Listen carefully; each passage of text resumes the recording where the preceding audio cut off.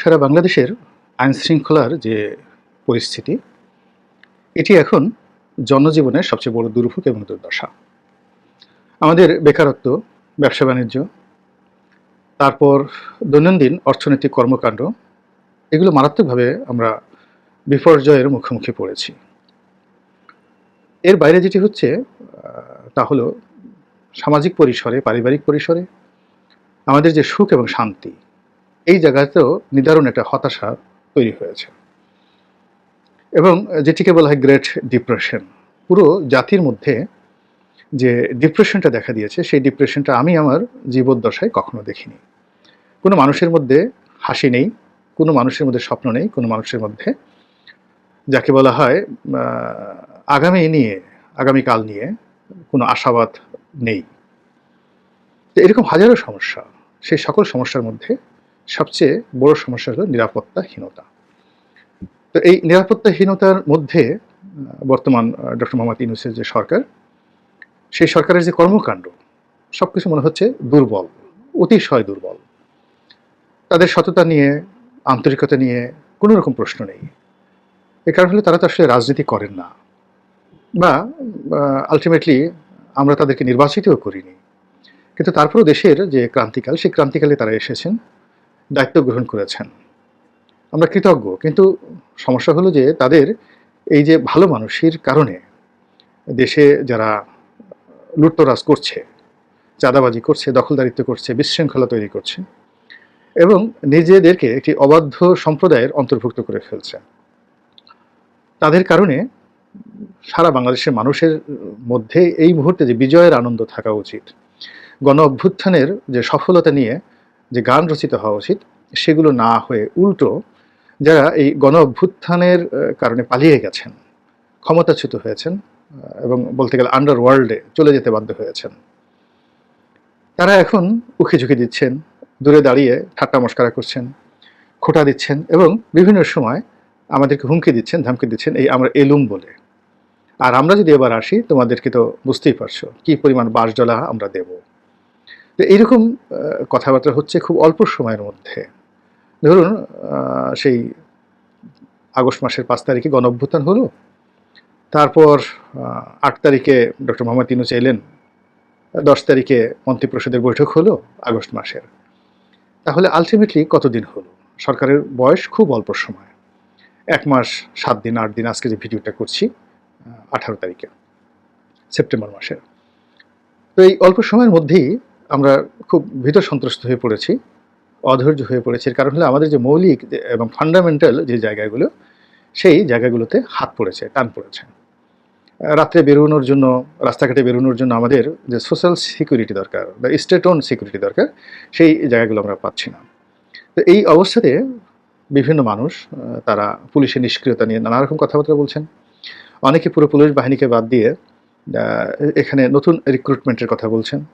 সচিবালয়ের যে সকল কর্মকর্তা যারা দলীয় দলবাজ, তাদেরকে ঢালাওভাবে চাকরিচ্যুত করে, একেবারে পুরো জনপ্রশাসনে ঢালাওভাবে চাকরিচ্যুত করে, বিশেষ করে যারা 2014 সনে টিএনও, ওসি এবং ডিসি ছিলেন, 2018 সনে টিএনও, ওসি, ডিসি ছিলেন, এসপি ছিলেন, একইভাবে 2024 সনে টিএনও, ওসি, ডিসি এবং এসপি ছিলেন, সবগুলোকে ঢালাওভাবে চাকরিচ্যুত করে এখানে এমনকি নন ক্যাডার যদি নিয়োগ দেওয়া হয়, এখানে এমনকি যদি শিক্ষকদেরকে নিয়োগ দেওয়া হয়, তবুও সেটা রাষ্ট্রের জন্য কল্যাণ বয়ে নিয়ে আসবে। তো সেটি সরকার সেই যে একটা রাষ্ট্রিক যে ডিসিশন, সেখানে যেতে না পারার কারণে জনপ্রশাসন থেকে শুরু করে, মানে যেটাকে সিভিল অ্যাডমিনিস্ট্রেশন বলা হয়, সেখান থেকে শুরু করে পুলিশ অ্যাডমিনিস্ট্রেশন থেকে শুরু করে আরও অন্যান্য যে সকল রাষ্ট্রের গুরুত্বপূর্ণ জায়গা রয়েছে, ইনক্লুডিং আদালত, আইন আদালত, সব জায়গাতেই জনগণের আশা আকাঙ্ক্ষার প্রতিফলন হচ্ছে না। তো এই জন্য মানুষের মনে হতাশা, এবং সেই হতাশাটা একেবারে শুরুটা, যেটা বীজ, শীর্ষ, সেটা হলো আইন শৃঙ্খলার নিদারুণ অবনতি। আপনারা ইতিমধ্যে জেনেছেন যে গাজীপুর, সাভার, নারায়ণগঞ্জ, চট্টগ্রামের যে সকল শিল্প ঘন এলাকা রয়েছে, সব জায়গাতেই নতুন চাঁদাবাজদের দৌরাত্ম্য এমন পর্যায়ে পৌঁছে গিয়েছে, যেটা গত 10 বছরের যে দৌরাত্ম্য, তার চেয়ে অসহনীয় হয়ে পড়েছে। অনেকগুলো গার্মেন্টস দীর্ঘদিন যাবৎ বন্ধ, অনেক গার্মেন্টসের ব্যবসা নাই, বাণিজ্য নাই। অনেকে বেতন ভাতা দিতে পারছে না, অনেক জায়গাতে শ্রমিক অসন্তোষ রয়েছে, আবার অনেক জায়গাতে কৃত্রিমভাবে শ্রমিক অসন্তোষ সৃষ্টি করা হচ্ছে। এই পুরো একটা লেজে গোবরের অবস্থা, সেই লেজে গোবরের অবস্থা দূর করার জন্য সবাই সেনাবাহিনীকে ম্যাজিস্ট্রেসি ক্ষমতা দিয়ে, এমনকি জরুরি ব্যবস্থা জারি করে সেনাবাহিনীর হাতে কর্তৃত্ব দিয়ে সিভিল অ্যাডমিনিস্ট্রেশন ডক্টর ইউনূসের নেতৃত্বে যারা চালাচ্ছেন তাদেরকে রাষ্ট্র পরিচালনার জন্য পরামর্শ দিয়ে আসছিলেন, এবং তারই প্রেক্ষিতে 2 মাসের জন্য সেনাবাহিনীকে ম্যাজিস্ট্রেসি পাওয়ার দেওয়া হয়েছে। আমি যে ভিডিওটা করছি তখন আলটিমেটলি 48 ঘন্টা পার হয়ে গেছে।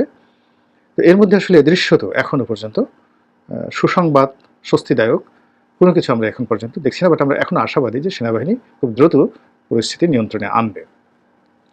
তো তাই যদি হয় তাহলে আলটিমেটলি এখন কি পরিবেশ পরিস্থিতি তৈরি হতে পারে। সেনাবাহিনী যদি এই মুহূর্তে অ্যাকশনে যায় এবং রিয়েল অ্যাকশনে যায়, তাহলে বিএনপির অনেক নেতাকর্মী তারা এখানে ধরা পড়বেন, একটা ইউনিয়ন পর্যায় থেকে শুরু করে উপজেলা পর্যায়ে। এবং এই যে নেতাকর্মীদের সংখ্যা, যাদের বিরুদ্ধে ইতিমধ্যে চাঁদাবাজির অভিযোগ এসেছে এবং লোকজন যাদেরকে দেখিয়ে দেবেন, পয়েন্ট আউট করে দেবেন, তাদের সংখ্যা যদি বলা হয় তাহলে কম করে হলেও তাদের সংখ্যা কয়েকশো হবে, কয়েকশো না ঠিক, তাদের সংখ্যা হবে বলতে গেলে হাজার হাজার। আমি যদি বলি 50,000, এটাও কিন্তু অস্বাভাবিক কিছু নয়।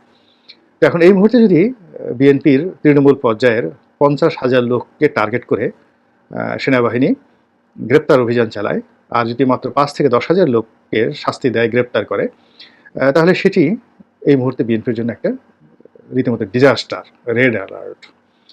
এবং বিএনপি সেই 2006 থেকে আজ অবধি যে কষ্ট করে যাচ্ছে এবং যে জুলুম অত্যাচারের শিকার হচ্ছে, এবং তার জন্য ক্ষমতায় যাওয়ার, নির্বাচনে জেতার যে একটা সম্ভাবনা তৈরি হয়ে গিয়েছে, যদি 15 দিন এইভাবে বিএনপি নেতাকর্মীদেরকে দৌড়ের উপরে রাখা হয়, তাহলে তারা আগে যে ভয়টা পেতেন আওয়ামী লীগ জমানাতে, সেই ভয়ের উপর আবার যে নতুন যে ভয়টা, এই ভয়টা 100 গুণ বেড়ে যাবে। প্রথমত যারা অন্যায় করেছে তারা তো ভয় পাবে এবং তারা নির্মূল হয়ে যাবে, এতে কোনো সন্দেহ নেই। কিন্তু বিএনপি করে কিন্তু অন্যায় করেনি, এরকম তুলনামূলকভাবে ভালো যারা নেতা রয়েছেন, কর্মী রয়েছেন, তাদের মধ্যেও লজ্জার প্রতিক্রিয়া দেখা দিবে, তাদের মধ্যেও অসঙ্গতি দেখা দিবে, এবং তারাও বিপদ এবং বিপত্তির মধ্যে পড়বে এবং রাজনীতির ব্যাকফুটেজে চলে যাবে। এবং বিএনপির এই দুরবস্থা যদি হয়, সেক্ষেত্রে তাদের যারা প্রতিপক্ষ রয়েছে তারা সিমেন্টেড হয়ে যাবে এবং দূরে দাঁড়িয়ে দাঁত বের করে তারা হাসতে থাকবে, খিলখিল করে হাসতে থাকবে, এবং অনেকে গর্ত থেকে বেরিয়ে আসার চেষ্টা করবে, যাদের মধ্যে মূলত পলিটিক্যাল ম্যাচুরিটি আছে কিন্তু অন্যায় নেই। যেমন আওয়ামী লীগের কথাই আমি যদি ধরি, আওয়ামী লীগের এই যে সেনাবাহিনী নামানোর বা ম্যাজিস্ট্রেসি ক্ষমতা দেওয়ার এই খবর পেয়েই আওয়ামী লীগের মধ্যে এক ধরনের চাপা উল্লাস লক্ষ্য করা যাচ্ছে। তারা ইতিমধ্যে তাদের যে ভেরিফাইড পেজ, ফেসবুক পেজ আছে, সেখানে তারা ঘোষণা দিয়েছেন যে যারা জুলুম এবং নির্যাতনের শিকার হয়েছেন, যাদের বাড়িঘর অন্যায়ভাবে জ্বালিয়ে দেওয়া হয়েছে, তারা টহলরত সেনাবাহিনী দলকে জানানোর জন্য অনুরোধ করা হয়েছে। আর বলা হয়েছে যেহেতু সেনাবাহিনীকে ম্যাজিস্ট্রেসি ক্ষমতা দেওয়া হয়েছে, ফলে এখন সেনাবাহিনী আওয়ামী লীগের যারা লোকজন রয়েছে তাদেরকে উপকার করতে পারবেন। তো এই যে বক্তব্য, এই বক্তব্যতেই বোঝা যাচ্ছে যে আওয়ামী লীগ কতটা স্বস্তির নিঃশ্বাস ফেলেছে। এবং বাস্তবে গিয়ে যদি সেনাবাহিনী সত্যিকার অর্থেই তারা অ্যাক্ট করে, রিয়্যাক্ট না করে অ্যাক্ট করে, তাহলে বিএনপির হাজার হাজার নেতাকর্মীকে আবার পালাতে হবে এবং রাজনীতিতে একটা বিরাট শূন্যতা তৈরি হয়ে যাবে। এবং একই সঙ্গে অন্যান্য যে সকল ছোট ছোট রাজনৈতিক দলগুলো রয়েছেন, যারা ইতিমধ্যেই ক্ষমতায় যাওয়ার জন্য বেশ জামা কাপড় বানিয়ে ফেলেছেন, তারপর অনেকে দাড়িতে খেজাব মাখছেন, চুলে কলম মাখছেন, তারপর নতুন পাঞ্জাবি পাজামা পরে যারা আতর মেখে বসে আছেন যে কখন ক্ষমতায় বসবেন, মন্ত্রী হবেন, পতাকা লাগবে ইত্যাদি ইত্যাদি, তাদের এই স্বপ্ন রীতিমতো দুঃস্বপ্নে পরিণত হবে। এর কারণ হলো মিলিটারি অ্যাকশন এটা সাময়িকভাবে স্বস্তিদায়ক, কিন্তু দীর্ঘমেয়াদে এটির একটি রিয়াকশন আছে। তো রিয়াকশনটা হলো যে রাজনীতির প্রতি মানুষ আস্থা হারিয়ে ফেলে। এখন ধরুন আমরা নিজেরা অনেক কথা বলছি, বিএনপির মধ্যে আত্মসমালোচনা হচ্ছে, অন্যান্য দলের মধ্যে আত্মসমালোচনা হচ্ছে, আওয়ামী লীগের মধ্যে আত্মসমালোচনা হচ্ছে না, তাদের মধ্যে বরং এই বর্তমান অচল অবস্থা দেখে এক ধরনের অহংবোধ পয়দা হয়ে গেছে এবং তারা মনে করছে যে তারা ছাড়া এ রাষ্ট্র আর কেউ চালাতে পারবে না। এদিকে রাষ্ট্রের যে অর্থনৈতিক অবস্থা, এটি একেবারে রীতিমতো ফোকলা করে দেওয়া হয়েছে। তার ফলে ব্যাংকের সঙ্গে যাদের লেনাদেনা রয়েছে তারা এক ধরনের অস্বস্তিতে আছেন, ট্রেড অ্যান্ড কমার্স, আন্তর্জাতিক এবং লোকাল যে ব্যবসা বাণিজ্য যারা করেন, ইন্টারন্যাশনাল অ্যান্ড লোকাল বিজনেস যারা করেন, তারাও অস্বস্তির মধ্যে আছেন। বাজারগুলোতে সেই বিক্রি বাট্টা আগের মতো নেই, এমনকি কাঁচা বাজারেও বিক্রি বাট্টা নেই। লোকজন খুব কম খেয়ে, কম পরে, একেবারে যাকে বলা হয় মরু ঝড়ের মধ্যে পড়লে মানুষ যেভাবে থাকে ঠিক এইভাবে জীবনযাত্রা নির্বাহ করার চেষ্টা করছে। তো এটা আমাদের অর্থনীতির যে চাকা, এটিকে উল্টো পথে ঘুরিয়ে দিচ্ছে। এটার ফলে কি হলো যে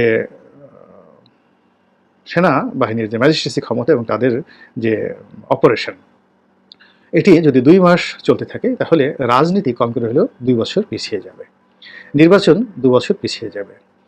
এবং নির্বাচন 2 বছর যদি পিছিয়ে যায় তাহলে এই গণঅভ্যুত্থানে যারা বিজয়ী হয়েছেন নির্বাচনকে সামনে রেখে, তাদের স্বপ্ন 10 বছর পিছিয়ে যাবে।